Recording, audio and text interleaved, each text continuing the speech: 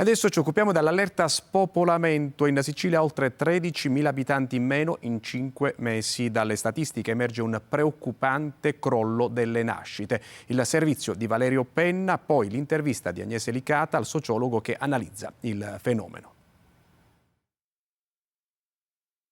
In soli 5 mesi la Sicilia ha perso più di 13.000 persone tra decessi e migrazioni. A dirlo le ultime rilevazioni dell'Istat, valide per il periodo gennaio-maggio 2025. In linea con la tendenza nazionale, anche l'isola presenta tra nascite e decessi un saldo naturale negativo, meno 10.534 unità, come se l'intera popolazione di Acate nel Ragusano fosse sparita.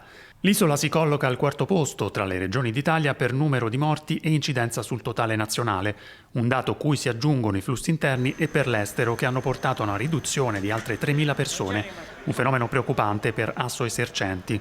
Mancano soprattutto per le aziende una maggiore capacità produttiva, una maggiore capacità competitiva, perché non creare ricambio generazionale significa non creare nuove competenze e quindi andare avanti con delle risorse che, avendo raggiunto una certa anzianità, non possono produrre. Particolarmente in sofferenza le aree interne, basti pensare alla provincia di Enna che ha perso più del 10% della popolazione. In queste zone spesso si innesca un circolo vizioso. A partire spesso sono i giovani più scolarizzati e così anche le famiglie che seguono i propri figli vanno via dalle nostre città e restano sempre più anziani a vivere nelle nostre città. Comporta meno popolazione e meno servizi. Lo Stato deve garantire i servizi essenziali per evitare questo spopolamento. Inevitabili le ripercussioni sul tessuto produttivo. E alcuni settori come il manufatturiero, l'edilizia e la ristorazione sono i settori più colpiti. L'immigrazione certo ci aiuta, però spesso non rimane.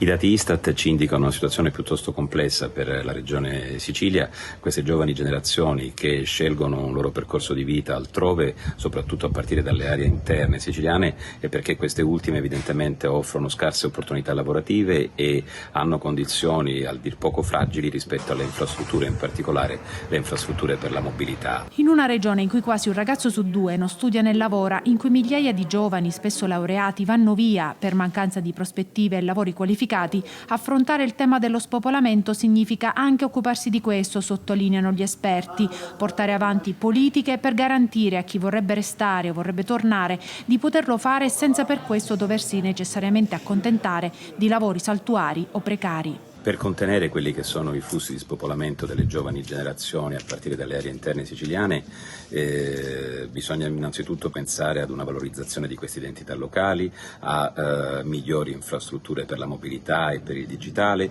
e evidentemente anche puntare su scelte di politica economica che generino opportunità anche per rispondere a quelle capacità evidentemente che molti dei nostri giovani maturano anche studiando lontano dall'isola, ma anche potendo attrarre altri cervelli, non necessariamente soltanto quelli dei giovani siciliani.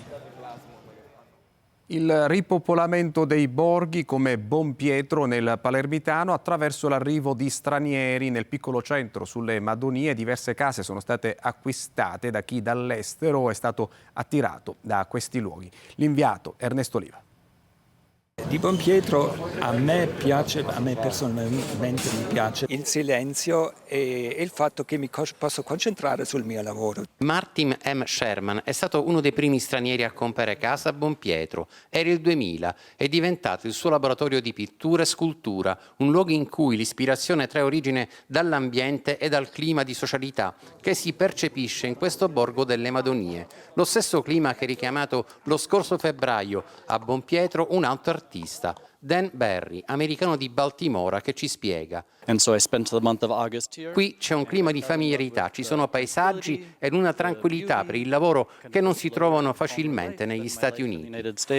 Negli ultimi anni 19 famiglie straniere hanno acquistato casa a Bonpietro, una scelta alimentata dalla ricerca in rete e dal passaparola e che sta rivitalizzando uno dei tanti paesi montani delle Madonie segnati dallo spopolamento. È una scelta radicale, un cambio di vita radicale, perché venire a vivere in un paesino come il nostro è davvero importante e sicuramente appunto un cambio molto, molto radicale nella vita di ognuno di noi. La speranza adesso a Bonpietro è che insieme ai nuovi abitanti stranieri possano arrivare servizi viari e sanitari in grado di rilanciare il futuro del territorio. Noi come Madonie abbiamo forse la più grande unione d'Italia e ci siamo messi insieme appunto per cercare insieme di affrontare questo problema dello spopolamento e della mancanza di servizi che piano piano ce li stanno togliendo, però se noi siamo qua ad amministrare vuol dire che abbiamo speranza e fiducia.